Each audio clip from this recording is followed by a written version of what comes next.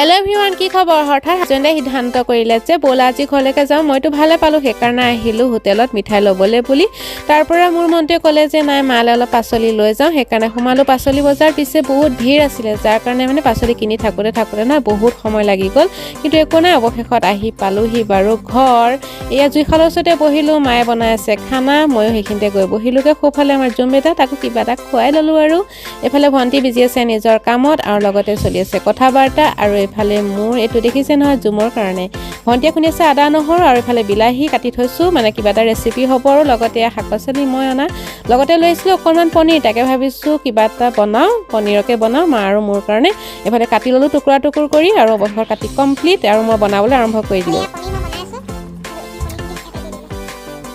আৰু দেখিছে ন কি ধুনীয়া হৈছে দেখি কালাৰটো ইমানে ভাল লাগিলে সেইকাৰণে অকণমান টেষ্টটো কৰিলো পিছে আপোনালোকৰ দেখি কেনেকুৱা লাগিছে ক'ব এফালে সালাড মায়ে বনাইছে এফালে ধুনীয়াকৈ খাই আছে ময়ো পিছে খাম আৰু এফালে অকণমান দেখাই লওঁ মাটি দাইল আছিলে লগতে পনীৰৰ তৰকাৰী লগতে সালাড আৰু এখন চব্জি আচাৰ অৱশেষত ময়ো খালোঁ আৰু তো আজিলৈ মানে বাই বাই কেনেকুৱা লাগিলে কমেণ্ট কৰি জনাব